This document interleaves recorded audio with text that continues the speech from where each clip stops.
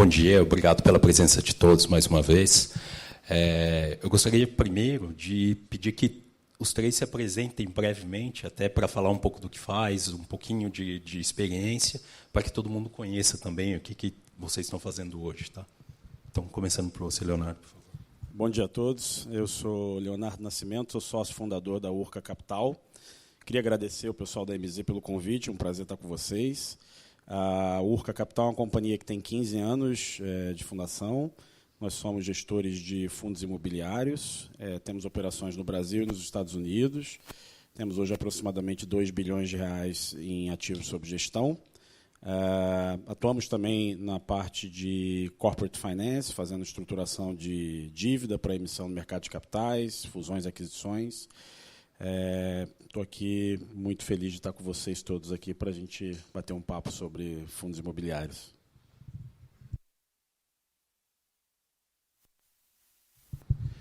Bom dia a todos, eu sou Regis Delagnese, um dos sócios fundadores da RB Capital, da RB Asset, né?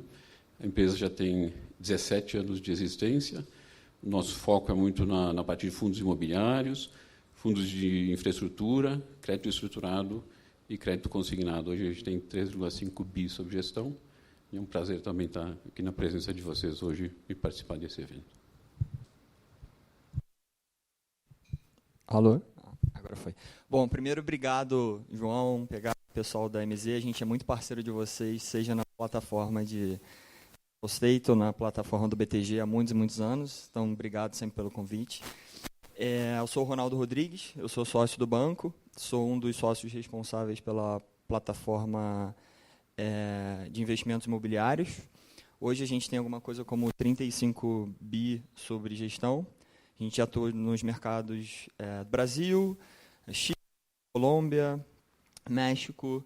Mais recentemente estamos atuando nos Estados Unidos, Espanha e acho que, enfim, a gente vai falar um pouco de novas iniciativas. A gente está buscando bastante a internacionalização aqui.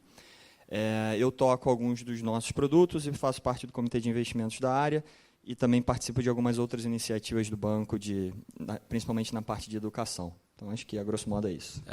Até um fato curioso, assim, que quando a gente começou a atender o Ronaldo, foi quando a gente começou a ver as necessidades de fundos listados também, que era muito parecido com a das empresas. Então, foi um dos primeiros fundos que a gente começou a colocar uma plataforma mais parecida com a empresa, porque era a necessidade dele. Obrigado, Ronaldo. Então, vamos começar aqui com uma discussão, falando primeiro de uma retrospectiva do que foi 2024.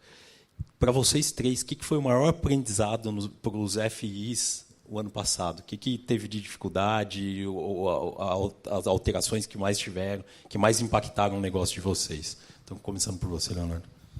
Bom, nós tivemos aí 2 anos de muito desafio no nosso mercado, né? 2023 eu coloco também, 2024. Eu acho que o grande aprendizado, curiosamente, foi a gente descobrir que o dinheiro é limitado.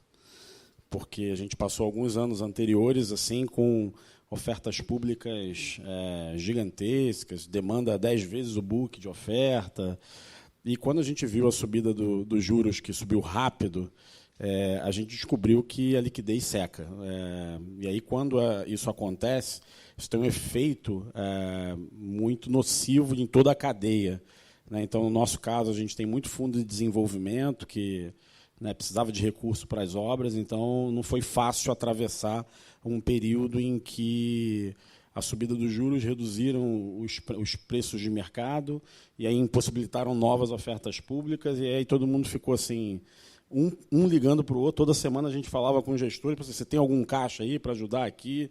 Aí ligavam para a gente. Então, eu acho que um dos aprendizados que a gente teve foi que a hora que você vai fazer um investimento, você vai alocar esse recurso, você tem que prever que esse recurso pode não existir, né, na hora da frente. Bom, na verdade, nessa indústria, desde o início dela, cada ano é um novo aprendizado, né? Um conjunto de novos aprendizados. Acho que, se eu for pensar os principais aprendizados, acho que eles aconteceram aí no período da pandemia, né? 2020, 2021, 2022. Acho que teve, de fato, em 2023 e 2024, teve esses grandes desafios, né? Mas o que me chama a atenção mesmo no ano que passou, e muito em função de toda a volatilidade do mercado, né? Nós, na figura de gestores, um primeiro ponto, acho que é a necessidade de diversificação, né? Então, você está sempre diversificado, né, nas categorias de ativo, nas diversas categorias de ativo. Isso vale para o investidor também, obviamente, da mesma forma. E um outro, mas para mim não tem muito aprendizado novo quando eu falo disso. Eles, na verdade, eles voltam e se intensifica muito mais cada vez a necessidade da gente prestar atenção a eles, né? E um outro que é importante, se a gente voltar para o início dessa indústria de fundo imobiliário, na parte imobiliária, até o investidor entender o que era o imóvel, entender os riscos que ele corria quando investia no imóvel. Isso demandou muito tempo e demandou muito estresse até com o investidor, até ele conseguir entender isso. Agora, mais recentemente, a gente tem um pouco aí a figura dos fiagros, né, que são um produto relativamente novo aí no mercado, já cresceram rápido no início, e no ano passado já tiveram alguns eventos de estresse que indicam que, né, toda a estratégia nova que está sendo desenvolvida tem que ser sempre avaliada com muita profundidade, né, na questão toda de riscos associados, né, e quando você pega o agro, assim como infraestrutura, assim como imobiliário, você tem uma infinidade de riscos que estão associados ao negócio e que tem que ser todos bem avaliados, bem precificados, ser mitigadores de risco para você conseguir trazer um produto adequado para o investidor. Então, até se chegar ao investidor, obviamente, você tem que ser... nós, como gestores, né, temos a responsabilidade de sempre ter um produto já testado, né, e que possa ser levado da forma mais saudável possível para o mercado. Então, não é um novo aprendizado, como eu falei, a indústria de fundos imobiliários ela se formou em cima disso, né, mas ele, mais uma vez, me salta aos olhos que isso é importante, a gente tem que ficar sempre atento a isso. Acho que eu concordo com o que o Leonardo e o Regis comentaram. O que eu acrescentaria aqui, talvez não um aprendizado, mas um reforço, é a velocidade. E a velocidade em dois aspectos. Velocidade de adaptação e velocidade de comunicação, aproveitando que eu estou aqui no fórum com vocês.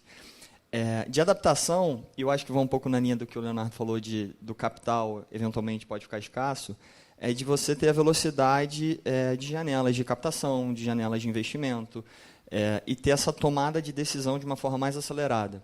Então, acho que talvez não um aprendizado dos últimos 2 anos, mas uma postura que foi, ao meu ver, correta e acertada, é você não demorar muito.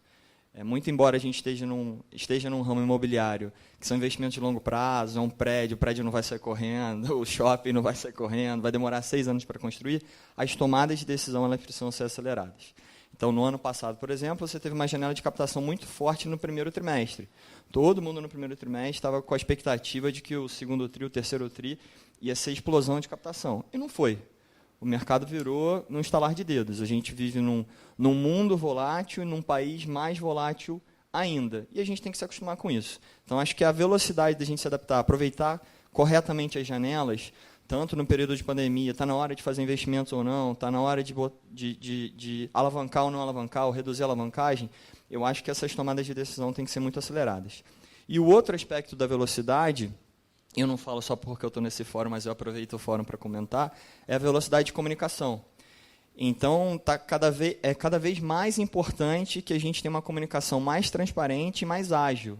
Então, como você comentou, lá atrás, eu não lembro se foi 2015, 2013, a gente começou com... vamos fazer call de resultados, vamos fazer release trimestral, vamos fazer palestra, vamos se assemelhar a como as empresas se comportam aqui no Brasil e nos REITs, para a gente ter essa comunicação ativa. A gente faz call em inglês, faz call em português, vocês ajudam a gente para caramba, mas a gente precisou ter mais velocidade nisso. E nessa constante, cara, quantas pessoas estão acessando o nosso call? Será que a gente tem que adaptar nosso call? Será que o call tem que ser traduzido? Será que a gente faz live? Vamos mudar a nossa forma de tratar o RI? Então, a gente precisa ter mais agilidade. Num mundo em que tem tanta abundância de comunicação, tem tantos meios de comunicação, você precisa ser veloz e assertivo. Então, a gente fez um reforço na nossa área de relacionamento com o investidor, a gente abriu um pouco a cabeça. No passado, o nosso investidor era muito institucional, hoje ele é um misto de institucional e varejo, e a gente, obviamente, conta com vocês aqui da MZ para ser parceiro nessa trajetória. Então, se eu fosse comentar, não sei se o grande aprendizado, mas a palavra do jogo, para mim, nos últimos 2 anos, foi velocidade. Boa. E aí, puxando um outro gancho aqui, não tem uma vez que eu sento com meus amigos que não sai a discussão de fundos de tijolos versus fundos de papel.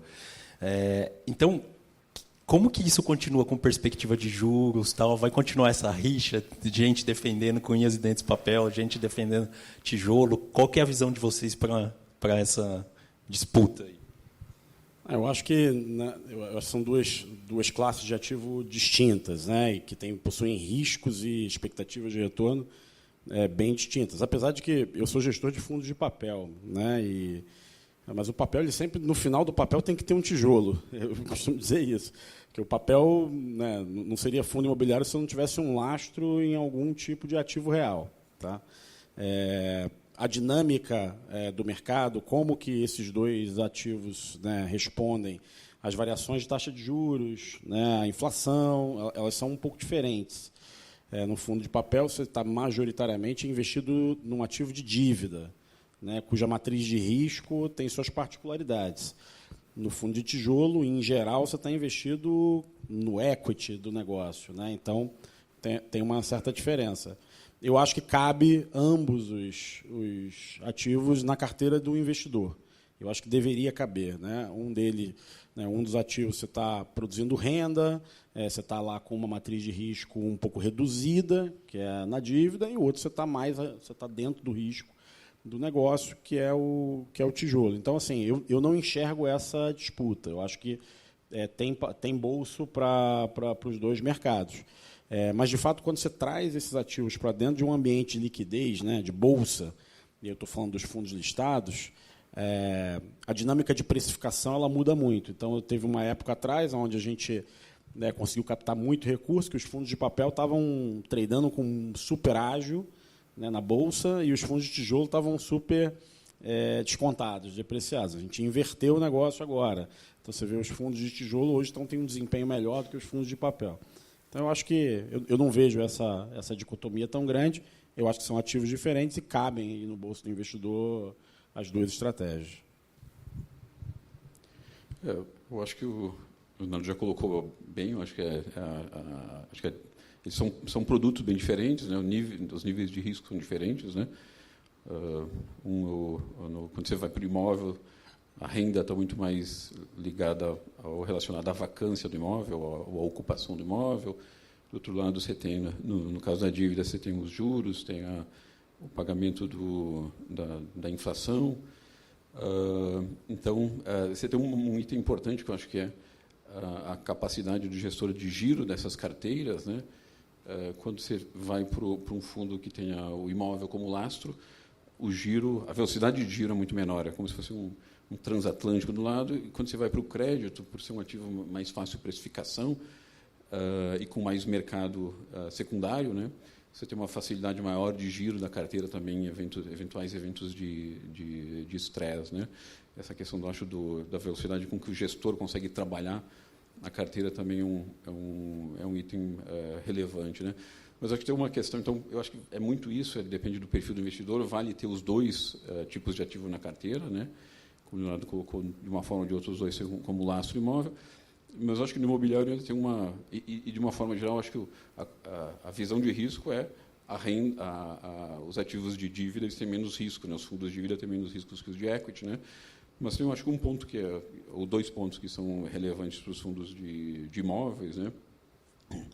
É que no caso do fundo de imóvel que você tem como lastro imóvel, se tudo der errado, você manteve lá o seu principal, que é o imóvel. No caso da dívida, se tudo deu errado, você não tem contra quem cobrar, tem que provavelmente executar o ativo.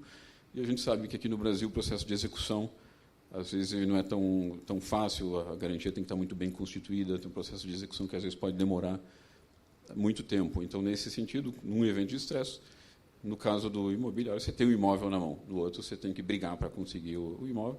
E um outro fator também que eu acho que é favorável aos fundos imobiliários, né, aos fundos que têm um lastro imóvel, é que exatamente também, se houver um evento de estresse, né, você vai conseguir fazer uma execução você vai conseguir tomar esse imóvel mais rápido, e, além disso, num mercado como a gente tem hoje, que é um mercado com mais oportunidades, né, quando você pega um setor que está em recuperação, se você tem um imóvel como lastro, você pode ter um ganho adicional por ter esse imóvel que provavelmente você não tem quando você tem um CRI, por exemplo. Se uma receita de locação aumenta, né, se você tem um mercado em que melhora a receita de locação, você tem um ganho real.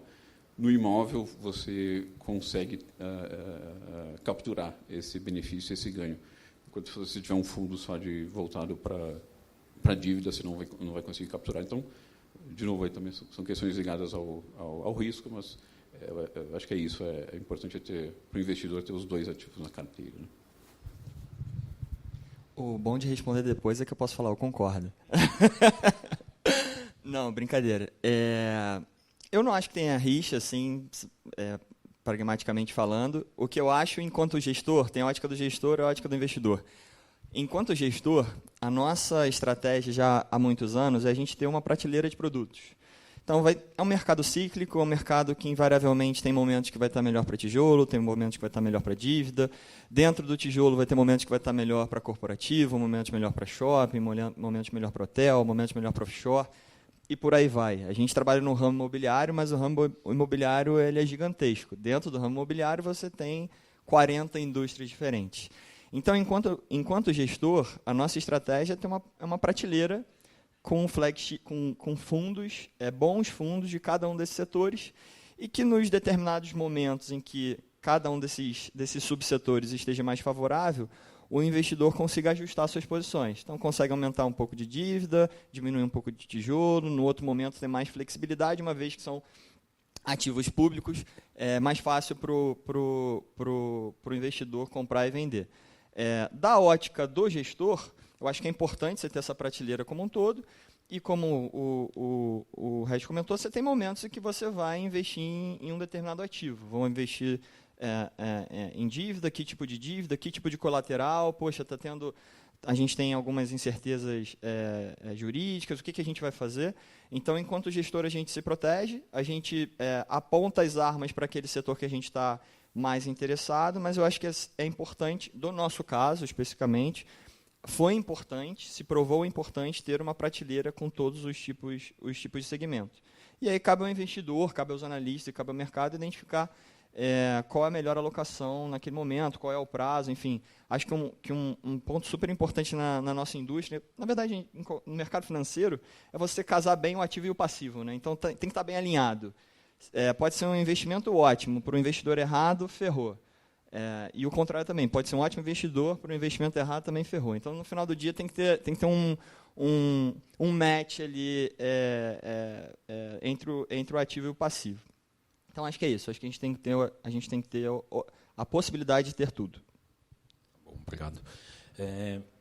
Eu acredito assim, que em época de juros baixos, até pela facilidade do investidor menos sofisticado entender o fundo de tijolo, o fundo imobiliário como um todo, ele ajudou muita gente a entrar na bolsa, assim, porque ele entendia, o juro está baixo, eu vou comprar um fundo imobiliário que tem participação em imóveis. Então, indiretamente, ele estava comprando imóveis na cabeça dele. Aí, os juros foi para cima e todo mundo voltou para a renda fixa, de alguma forma mais fácil, o investidor menos sofisticado. Vocês acham que o fundo imobiliário assim apanhou bastante e vai demorar para voltar a ser o queridinho do mercado, a todo mundo, o investidor menos qualificado começar a olhar de novo para isso? Como vocês acham nessa trajetória de juros atuais? Acho que para essa eu preferia ser o último. Não, brincando. Não, eu acho que vai demorar. Minha percepção é que vai demorar bastante para voltar e ser queridinho.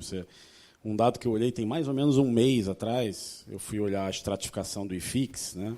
O IFIX, na época, tinha 413, 412 fundos imobiliários, dos quais apenas 5 estavam com um valor de mercado acima do valor patrimonial. Ou seja, Eu tenho mais de 400 fundos que estão negociados no mercado a um desconto do valor patrimonial, né?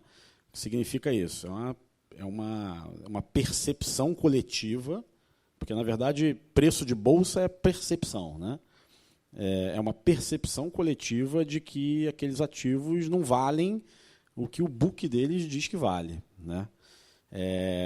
E, infelizmente, né, oferta pública de fundo imobiliário, pelo menos nos últimos 5 anos, ela virou um jogo de ganho de ágio imediato, né? Então, você faz uma oferta no valor patrimonial, aquele ativo está tradando acima, o investidor, principalmente do varejo, olha como uma oportunidade de fazer ali algum percentual imediato entre o valor que ele compra o ativo e o valor que está negociado, e não só do varejo. Conversei com diversos funds of funds que olhavam isso para jogar logo um ágio dentro do resultado do fundo deles. Então, a gente fez muita oferta desse jeito. E com a taxa de juros no nível que está, não quero entrar muito na macroeconomia, porque sei que o próximo painel é para falar sobre isso, mas com a taxa de juros no nível que está, fica muito difícil disputar, e eu não vejo esse mercado voltando tão cedo. O que é tão cedo? Pelo menos esse ano eu não vejo, tá? E para o ano que vem é muito difícil prever, tá? Então, eu estou pessimista nesse sentido, tá? De voltar a ser o queridinho aí dos investidores. É engraçado que, às vezes, você tocou nesse ponto de valor patrimonial. Às vezes o pessoal reclama de valor de imóvel aqui em São Paulo e não vê que ele pode arbitrar justamente isso em muito fundo imobiliário. Exatamente. Muito fundo imobiliário negociando a 20% do VP, cara. Fundo de tijolo. É um negócio insano, né? Eu acho que, na mesma linha, o fundo imobiliário tem uma correlação inversa com taxa de juros, né? Então, nesse momento de juros, tudo que a gente já sabe, o valor cai, e como as perspectivas aqui para esse ano e para o próximo não são muito boas, né? Então, eu também sou um pouco mais cético sobre a velocidade de recuperação. Tenho um pouco de curiosidade para saber o que o Ronaldo, com os 35 bi dele, vai falar, tá? Mas eu sou mais cético quanto à recuperação, embora a gente tenha fatores, acho que são positivos, né? Quando a gente olha o macro, existe esse ceticismo, né? Mas, quando se olha o momento também da indústria, eu acho que tem alguns fatores positivos bem interessantes. Você acabou de falar da questão dos 20% de deságio, né? Quando você pega a indústria como um todo, né, eles estão falando agora do INFIX da ordem de 3.000 pontos, né, que é muito baixo. Estão falando do nível de deságio médio dos fundos de 20%. Se você pega lajes corporativas, deve ser da ordem de 50% na média. Estamos falando de dividend yield hoje na ordem de 13,5%, talvez até 14% ao ano na média. Então, o momento para se entrar nessa indústria, para quem tem liquidez, né, e quem tem um pouco de visão de longo prazo, é perfeito. Eu não tenho história de ter havido condições como as que a gente tem hoje na indústria, né? Essa combinação de deságio com dividend yield, mesmo o pior momento foi tirando a pandemia, foi no 2016, né? Dilma, mas a gente tinha um outro cenário hoje é 6% de desemprego, naquela ocasião era 12%, lá tinha menos 13,5% de PIB, hoje é mais 13,5%, e a própria indústria de fundos imobiliários, naquele momento, que foi um dos piores momentos, nós tínhamos lá 6 bi de volume de secundário anual, hoje é 10 vezes isso. Naquela ocasião era 100 mil investidores, hoje são 3 milhões quase de investidores. Então, o momento é outro, e por ser um outro momento, colocando agora o lado positivo, eu tenho esperança que, havendo notícias positivas, a recuperação possa ser muito rápida. De novo, pegando 2016 como referência, naquele momento, se a gente pegar a recuperação no mercado, a recuperação sempre começa antes de ter uma efetiva queda da taxa de juros, mas a recuperação começa quando o mercado antecipa que vai haver essa queda, né? Então, esse conjunto de fatores, embora eu continue cético, esse conjunto de fatores me dá uma esperança aqui de que, de fato, a gente consiga sair dessa mais rápido, né? E daí, sim, os fundos imobiliários voltarem a ser aí queridinhos do mercado. Aqui, esse negócio, essa indústria, né? Nem tanto ao céu, nem tanto à terra, né? quem carrega a posição tem que ter um pouco de sangue frio nesse momento e continuar carregando. Mas a gente sabe como é que o mercado funciona. Eu também não vou falar muito de macro, senão vai corromper um pouco os outros painéis, né? Então, o Regis comentou da dinâmica da indústria, acho que todo mundo aqui entende, de certa forma. Acho que tem um outro ponto também que é muito relevante na indústria, como esses produtos são distribuídos, para quem ele é distribuído, o formato que ele é distribuído. Então, esse queridinho ou não queridinho, acho que também depende muito da narrativa e da comunicação, tanto no momento da venda, quanto no momento pós-venda, que era o que eu estava comentando um pouco aqui da comunicação ágil e transparente. E aí eu tenho 2 comentários adicionais aqui ao que já foi dito. O primeiro, voltando ao ponto anterior que eu comentei de casar ativo e passivo, a gente está, como o Regis comentou também, acho que num dos melhores momentos de entrada no setor. Obviamente, você fazendo share picking ali dos ativos, do ativo, do gestor, do fundo, etc. Mas você está num excelente momento. Mas você precisa estar casado ativo passivo. Quem é o investidor que vai ter estômago para aguentar eventualmente 1 trimestre, 2 trimestres, ou como o Léo comentou, eventualmente o ano amargando um pouco? Isso tem que ter um ajuste fino, tem uma costura fina aqui nessa equação que ela não é 100% óbvia. Então, acho que esse é um ponto, como a gente faz a comunicação chegar nesse tipo de investidor, ou melhor, como que a gente traz essa comunicação de forma eficiente e como que a gente faz chegar nesse investidor. Eu acho que é um primeiro ponto. E aí, sendo um pouco dessa ótica do investidor, olhando a ótica enquanto gestor, a gente tem um mantra que a gente ouve bastante, com governo bom, a gente tem que ir bem. Com governo ruim, a gente tem que ir bem também. Com economia boa, a gente tem que ir bem. Com economia ruim, a gente tem que ir bem também. Então, no final do dia, a gente tem que se reinventar. A gente tem que achar outros produtos, outras estruturas, porque não dá para ficar parado. O tempo está passando e, como gestor, você precisa inovar, repensar a indústria, etc. Então, se no passado, eventualmente, você teve, compra de ativos com emissão de cotas, ou se você teve o Sellers Finance, que no ano passado foi relativamente abundante para você aproveitar aquele momento. Esse ano, eventualmente, eu acho que vai ter um fluxo de junção de gestoras, de junção de fundos imobiliários. Então, no final do dia, assim, cabe ao gestor também pensar, dada essa estrutura, não consigo mexer no macro, tá? Não consigo mexer no mundo, não consigo mexer nas guerras, não consigo mexer na política do Banco Central. O que está ao meu alcance? E a gente tentar atuar. É claro que isso daqui não resolve, não estou falando que resolve, mas eu acho que, invariavelmente, a gente consegue administrar e surfar. Então, acho que o que tende a acontecer, na minha visão, para esse ano e, eventualmente, até para o ano que vem, é surgir novos produtos ou novas iniciativas, assim como em 2024 você teve a venda a prazo, assim como no ano anterior você teve a incorporação de ativos em kind de emissão de cotas. Eu acho que isso tende a acontecer de uma forma mais frequente. Então, acho que não foi o objetivo da pergunta, mas seguir minha linha de raciocínio, eu acho que a gente vai começar a ver fundos, por exemplo, a gente estava conversando antes aqui no painel, offshore, beleza, vamos dolarizar. Acho que o investidor tem esse desejo de dolarizar uma parte do seu patrimônio, seja investidor institucional, que muito provavelmente já tem um investimento dolarizado, eventualmente ele quer aumentar a participação do seu patrimônio em moeda forte, como investidor de varejo também, eu acho que é um movimento que tende a fazer. Será que os gestores imobiliários daqui vão começar a surgir com produtos lá? Eventualmente fazer incorporação, ou fazer joint ventures, ou fazer investimentos em REITs. A gente já viu algumas casas fazendo isso no passado, nós, inclusive, já começamos essa iniciativa. Começamos para investidores institucionais e fazendo club deals para multifamilies, mas acho que tende a caminhar para ser um produto que vá para todos os investidores. Então, acho que no final é isso.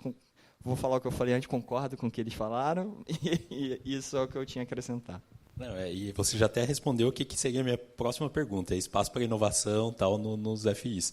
Vocês dois querem comentar alguma coisa assim, o que vocês têm visto para mudar, para inovar no mercado de fundos imobiliários?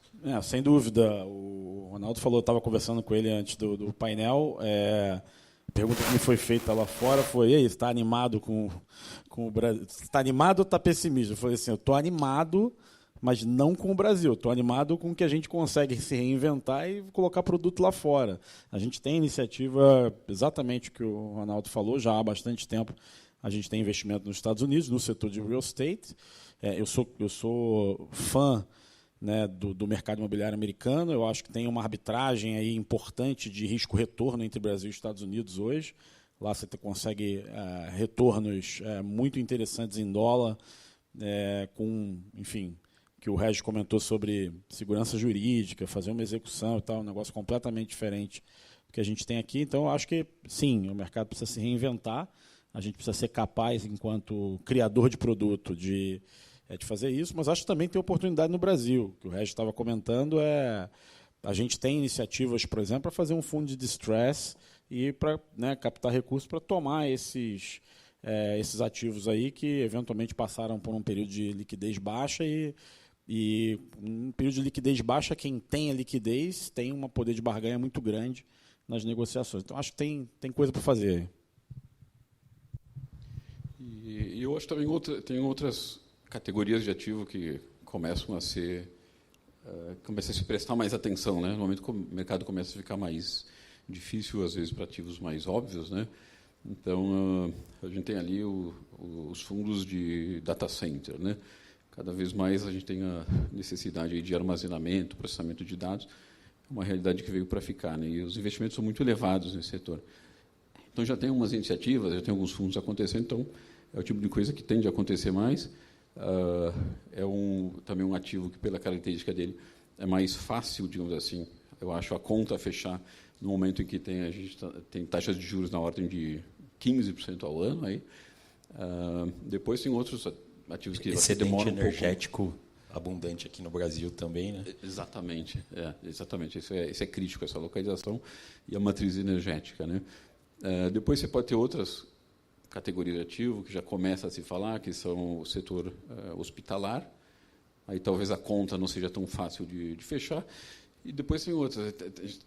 Tudo que a gente já sabe, né? Caderneta de poupança ali, já com volumes muito mais baixos. A idade média do investidor da caderneta de poupança é muito alta, entre 60 e 70 anos. Então, já se sabe que vai ter um problema para financiamento de projetos habitacionais. Então, já existe hoje um mercado de capitais, já começa a substituir a caderneta de poupança, mas muito sempre em operações de dívida, né? Isso já existe, já é forte, os fundos de CRI fazem muito isso.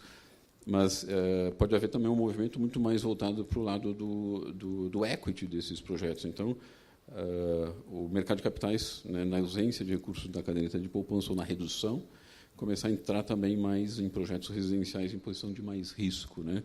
Também tem os residenciais para renda, mas esses já teve um movimento que eu acho que aconteceu há uns 3 anos atrás, se eu não estou enganado, mas é uma conta mais difícil nesse momento de fechar. Eu acredito muito nisso para o futuro, né? Se olhar o que é o mercado lá fora, Estados Unidos, o mercado de renda residencial para fundos imobiliários, é um negócio que tem muito futuro, mas não num momento do nosso país, onde você tem uma combinação de renda baixa da população com taxas de juros muito alta. A conta não fecha. Não existe um ponto de interseção entre originação de ativo e investidor do outro lado, né? Mas acho que tem muita coisa ainda para acontecer, e nos momentos de crise, hoje é um momento de uma certa crise, que se começa a pensar diferente, né? Então, se não dá para fazer desse lado, como é que se faz, né, de uma outra forma, como é que se pensa de uma forma diferente, como o Ronaldo falou há pouco. Ronaldo, quer acrescentar alguma coisa? Não, acrescentar só esse ponto de ativos estressados, acho que é um ponto interessante. Há alguns anos a gente entrou nessa estratégia e a gente acho que está no all-time high de alocação de recursos nessa estratégia. Não faz parte desses 35 bi, é um outro book, mas, de fato, surge oportunidade. Então, acho que, como o Regis falou agora, acho que nesses momentos, ou quando você tem ativos estressados ou incertezas jurídicas, para quem tem um pouco mais de apetite a risco, e aí outro tipo de investidor, não necessariamente investidor de varejo, mas sejam as mesas proprietárias, ou sejam os institucionais, ou os clientes ultra-high, que, no geral, são quem tem um pouco mais de apetite e estômago para risco, cara, surgem operações muito interessantes. Então, acho que no passado recente a gente fez operações grandes, bem protegidas, exemplo Ilhapura, eu não sei quem está familiarizado aqui, eventualmente depois eu posso até explicar o que é no Rio, é um baita investimento, a gente fez outros investimentos nesse tipo de formato também relativamente bem protegidos, considerando que a gente tem dentro de casa uma estrutura jurídica, uma capacitação técnica, tem estômago, sabe precificar. Eu acho que nesses momentos, só um comentário, um adendo interessante, talvez o ponto mais importante seja você saber precificar. Né? Então, quando você tem um ativo estressado, você tem uma situação desastrosa, você tem uma briga societária, familiar, incerteza jurídica, o que quer que seja uma falência, você tem que saber botar no papel e entender qual é a dinâmica, qual é a conta, qual é o prazo de resolução, qual é a árvore de probabilidade, que é um negócio que a gente usa bastante para esse tipo de produto. Qual a probabilidade de tal evento acontecer, o que é jurisprudência disso, e a gente vai calculando. Então, obviamente, tem acertos e erros, mas no momento que você trabalha com probabilidade estatística, valor esperado, tende a, no médio prazo, você ser assertivo. Então, acho que esse ponto de ativos estressados, ou special situations, como a gente chama lá no banco, é uma área que a gente está botando bastante foco imobiliário nos últimos tempos. Tá bom, legal. Começaram a chegar as perguntas aqui. Eu vou começar a ler. Quem tiver mais alguma pergunta, é só ir ali no QR Code e fazer direto pelo aplicativo. Tá? O Guilherme Cook, ele perguntou aqui: como vocês estão enxergando os impactos da reforma tributária, IBS e CBS, nos FIs de tijolo? Não sei se alguém tem... Cara, sim. Acho que foi comentado agora há pouco, acho que o mercado antecipa um pouco os movimentos. Né? Acho que isso se antecipa para qualquer notícia, seja notícia macro, seja notícia tributária, etc. Não gostaria muito de entrar em muitos detalhes, porque é um negócio que está em discussão, pode mudar um pouco para um lado, um pouco para o outro, mas a gente está muito atento, a gente participa dos fóruns de discussão com a própria Ambima, a gente tem bastante interlocução aqui, até pela administradora do banco, que administra, acho que 1/3 dos FIIs listados de mercado. A gente tem uma equipe tributária muito, muito boa, externa e interna, ajudando a gente aqui. Enfim, vai ter impacto, mas tende a surgir oportunidades também. Você provavelmente vai ter arbitragens com outras companhias, por exemplo, em shopping. Eventualmente, isso pode beneficiar os próprios fundos, em certa medida. Não gostaria muito de entrar no detalhe aqui agora, porque é um ambiente muito incerto, né? Um pouco complexo de comentar nesse momento. Não sei se vocês quiserem complementar, senão eu escapei bem da resposta aqui. Eu também concordo com você nessa linha, uma incerteza muito grande. Não se sabe para que lado vai. Um dia se tem uma notícia que vai acontecer, já na sequência que não vai, e mesmo se for, né, não se sabe, não consegue nem se calcular direito esse impacto. Então, do nosso lado também estamos um pouco nesse compasso de espera, obviamente entendendo tudo com profundidade, mas esperando um pouco aí dos próximos passos que vem pela frente. Eu acho que é um tema parecido com o que o Ronaldo falou ali, né? Tem coisas que a gente não controla, né? Então, a gente não tem muito jeito para isso, a gente acaba... Agora, o que é fato, né? O fato é que mais imposto na indústria é ruim para a indústria, de fato, porque o recurso vai buscar, né? O recurso ele é fluido, ele vai acabar buscando um lugar onde ele consiga reduzir suas próprias cargas de tributo, né? E eu acho que um dos grandes problemas que a gente tem no Brasil são essa matriz fiscal e, né, tributária é muito complexa. Então, um determinado setor tem um benefício, tem subsídio para um, não tem para outro. Então, isso torna um negócio complicado. Mas eu acho também aqui, quem está... Né, nós todos estamos aqui pelo menos há mais de 10 anos no setor, eu estou há 20, o Regis algum... a gente já passou por isso assim, diversas vezes. Acho que a cada 2, 3 anos tem uma discussão sobre tributação de fundo imobiliário, de cair a isenção. Então, a gente está um pouco acostumado com isso, razão pela qual meus colegas aqui preferiram não comentar sobre o que está agora no Congresso. Eu também vou na linha deles aí. Bom, acho que é isso. A gente não teve mais nenhuma pergunta aqui. Eu queria deixar um minutinho final aqui, até para as considerações finais, e agradecer vocês pelas respostas aí, pela interação. Tá. Não, eu queria agradecer ao pessoal da MZ, João, PH, agradeço muito o convite, foi um prazer estar com vocês. Depois, se quiserem, a gente pode trocar uma ideia aqui fora. Meus colegas aqui, Regis e Ronaldo, foi um prazer. Consideração final, acho que eu consegui sair dessa palestra mais otimista do que eu entrei, por conta do meu amigo Regis aqui, me deu vários insights ficar mais animado. E acho que o principal deles é melhor ponto de entrada hoje. Aí, acho que talvez dos últimos anos a gente não teve condições tão boas para entrar e ativos tão descontados quanto a gente tem hoje no nosso setor. Então, talvez esse seja o discurso que a gente tem que sempre manter e sustentar no mercado, porque, de fato, os ativos estão baratos aí nesse nosso setor. Eu aproveito aqui para agradecer também o convite da MZ, a participação no evento, com todos vocês, com o grupo. Eu acho que o resumo é esse mesmo. Acho que é um momento mais delicado que a gente vive hoje no mercado, mas não é muito diferente do que a gente já viu várias vezes, né? Também com mais de 20 anos aqui de mercado, né? O ponto positivo é isso mesmo. A oportunidade hoje parece que é imensa, né? O que se tem de oportunidade no secundário hoje é também o que, do outro lado, dificulta o acontecimento a ocorrência de novas operações, novos negócios, porque a conta fechar hoje para aquisição de ativos imobiliários reais, considerando o que tem no secundário, é uma conta muito difícil. Então, a gente espera também que isso destrave rápido, não só por conta das novas emissões, mas para que o fundo imobiliário, como investidor em negócios, em ativos na economia real mesmo, volte, né, e que não se fique só girando os mesmos ativos, né? Então, eu acho que é um momento mais delicado, mas a gente já viu coisa muito parecida e eu acho que o chave para mim é isso, uma oportunidade bastante grande. E tem, eu acho, né, só para aproveitar aqui o momento, essa história que a gente falou um pouco da comunicação, né, que o Ronaldo colocou aqui, da comunicação com o investidor, é algo também muito importante, eu acho que cada vez mais tem que ser tratado, e sobretudo nesse momento de mercado, onde a gente está aqui, um grupo aqui seleto, discutindo esse tema, né, mas tem muito investidor que não tem informação, que precisa ter muito mais informação também para estar confortável com o mercado. Então, isso também é super relevante, super importante. Obrigado a todos.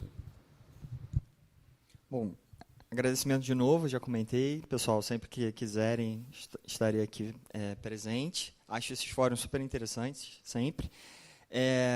Vou na linha do que o Regis comentou, que o Léo comentou de novo, mas o meu principal ponto eu não vou vender lenço, tá? Eu tô otimista, no sentido de que tem muito boa oportunidade.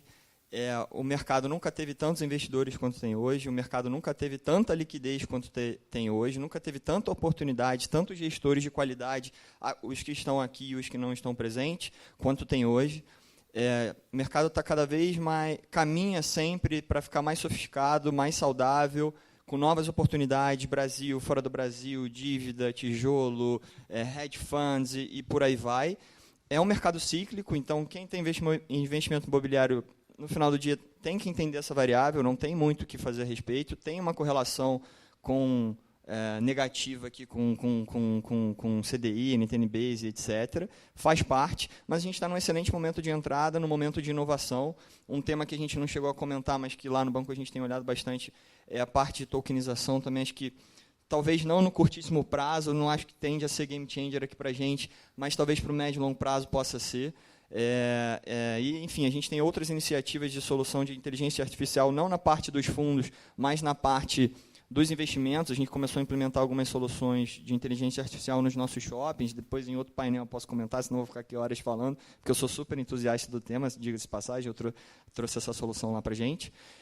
Enfim, então eu estou otimista no sentido de inovação, de timing, de qualidade de gestor, de qualidade de produto, de liquidez de mercado pujante, mercado de real estate é secular, está há séculos, vai continuar por séculos, e é um momento bom para a gente entrar. Obviamente, a gente tem os ruídos mundo, macro, Brasil, mas quando a gente olha numa linha do tempo um pouquinho mais esticada do que olhar dia a dia no home broker, ou que olhar trimestre a trimestre nos releases das companhias, se você olha uma janela um pouquinho mais esticada, a gente vai perceber que está muito óbvia essa questão da janela. Então, escolhendo bem os ativos, escolhendo bem os gestores, me parece um timing espetacular. Então, estou mais no viés de ser otimista aqui, de aumento cauteloso da sua exposição, com esse processo de seleção que eu comentei há pouco.